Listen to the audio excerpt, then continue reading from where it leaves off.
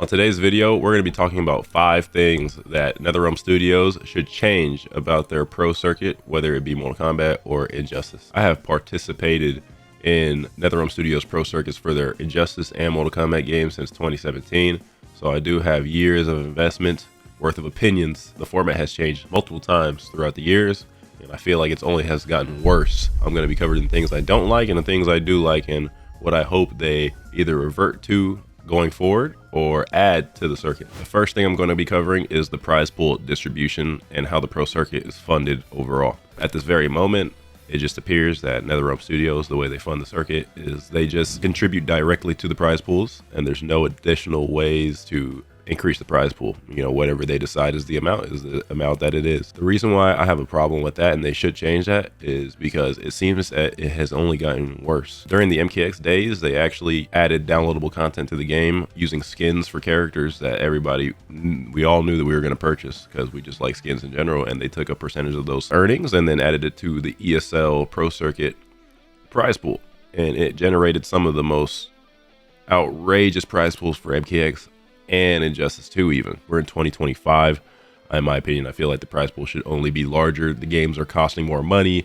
The downloadable content that NetherRealm is adding to the game is only getting more expensive, and they're charging for every little thing, yet the players are seeing none of it, and the company is obviously seeing all the profits. You know, they're charging for fatalities now, which is insane work. At least if you're going to charge for fatalities, at least give the pro competition some of those earnings. That would be nice. If you're not top 2 or top 3 in Final Kombat, the entire circuit, whether you qualify for the World Finals or not, was not worth it. I think I walked away with probably less than $10,000 to show for the entire year of being a top 10 Mortal Kombat player in the world. Plus, it is very discouraging to watch every single fighting game competitor banking big time. You know, you got Tekken with EWC, $1 million pot there. You got Capcom Cup, $1 million pot there.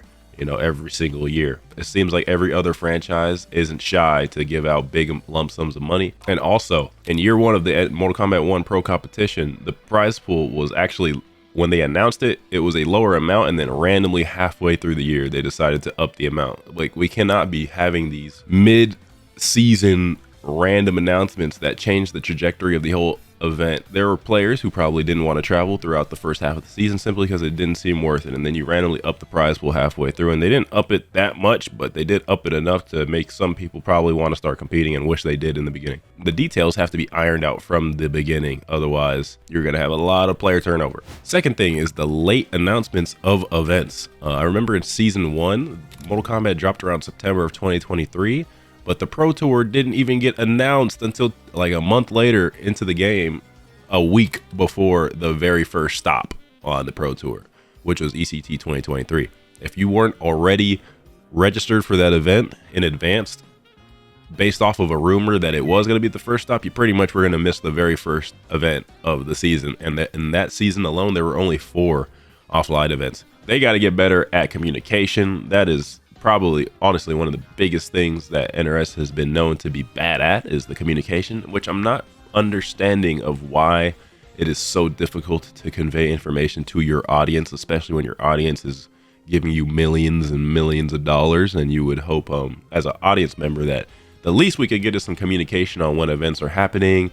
Constant communication though, not like one tweet every year or every few months, like constant communication. They got to do better on the announcements of anything. I feel like it shouldn't be up to the content creators to try to be the ones getting the audience caught up to speed, you know. Number 3 on the list is going to be how you qualify for the event, the point distribution, the format, basically. For season 1 and 2, the format had these weird little rules where, you know, that benefited players who couldn't travel to everything, right? They had caps on how many events you can actually accumulate points from. Out of all 10 events, if you attended all 10 of them and you did very well at all of them, they will only count your top 2 placements at all these events towards your points, your overall leaderboard score. I think that is L formatting. If you came out of your own pocket, or your team, your sponsor came out of their own pocket to send you to all these events and you did well at all of them, they should all count towards your leaderboard score. I understand not wanting to give extra leverage to players who have a bigger wallet, I guess you could say, still have to perform. You still have to deal with jet lag. You still have to deal with the long travel hours. You shouldn't put a handicap on players just because they can go to more events than certain players. I think the combatant and demigod event idea was pretty cool, but they should tweak it a bit in the sense of how many points are given for certain events, because going to a combatant event was virtually worthless if you didn't need the points super bad. You know, it was way more worth the money to go to a demigod event. And also Evo, anytime Evo was on a pro circuit, that event should just have a buttload of points. Like it should be no question that event should have. This year it was categorized as a demigod event, so it actually had no more weight to it than any other demigod event on the tour, except for the exception that the first place winner auto qualifies. That's cool and all, but they should have also upped the points, because that event's always the hardest event of the season. You know, they should have been qualified as like an Elder God event or something along those lines. Evo should always have way more weight than any other event on the Pro Tour, in my opinion. Make that format benefit consistency. If you go to all 10 events and you get top 8, but you don't get far in the event, you get like 7th at all the event, at every single event, I'm sorry, you should be you're a top 10 player, in my opinion. If you go to all 10 events and you get 7th place at all of them, you don't win any of them, you have shown that you can show up every single time, be consistent, make top 8, leave with a medal, leave with some bread. You're a top 10 player. A great example of this is Gur. Gur only qualified for Final Kombat this year off of a complication with Y-Tex's visa, because he couldn't get his visa, so they gave the spot to the next in line, and that was Gur. And a well-deserved Gur, and congratulations on your 5th place at Final Kombat. Guess what? All he had to show for it was $10,000 at Final Kombat. He won $10,000 at Final Kombat, and he was a free agent, so it was out of his pocket. Number 4 on the list is going to be the prestige of the world finale. Man, they have to restore the prestige that the world finale is supposed to possess. This is supposed to be an event that showcases the best of the best in the event. I don't know if you guys have ever seen EWC, the people that are watching this video, but EWC makes these players seem like celebrities. Everything, the production, the cameras, the setups. As far as it was at Final Kombat this year, the one I was at, it was ran so bad. No diss to Mexico. I love the fans. The fans are honestly the only good thing about this event outside of like hanging out with friends. The production, horrible. There were so many production errors on the Twitch side. The screen was freezing. You had players name swaps on the wrong players, on commentators. You had commentators that don't speak Spanish looking like they're speaking Spanish, not intentionally either. The infrastructure of the actual building where we're in was failing. You had the roof sounding like it was about to cave in. The roof was leaking water when it was raining extremely hard outside. The venue was very hot. For you being a top 10 player in the world, I feel like you should be taken care of. I feel like that's bare minimum. Maybe I'm being entitled, you know, I don't know. But that's just how I feel. I feel like the best of the best should get the best of the best treatment.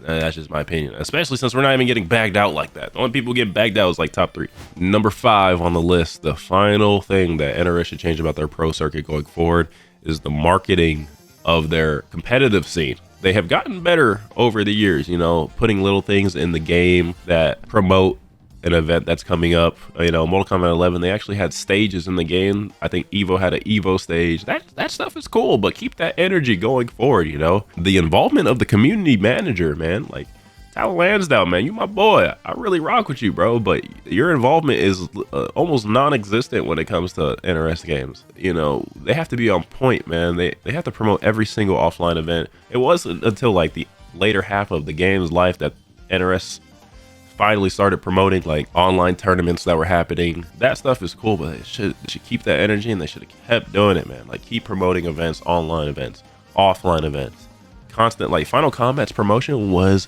god awful, bro. The promotion came from the players, you know, and we weren't even paid to do it. How about the people who are put in positions to be paid to promote and market the game, market the event? At Final Kombat this year, we as players did a whole bunch of media. There's a whole day dedicated to doing media for the players.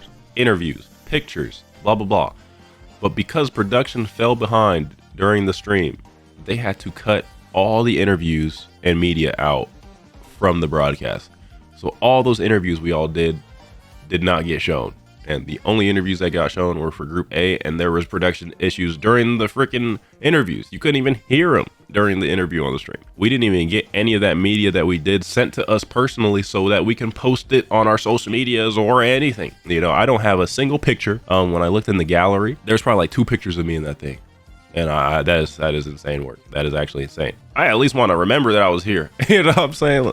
That's going to be it for the video, guys. That is 5 things that I feel like NetherRealm Studios should improve on going forward with their franchise regarding their pro circuits for their games. As you saw, Sonic Fox, that fool finally snapped at Final Kombat this year and just said the production was god awful. I'm like, yes, you need to speak up.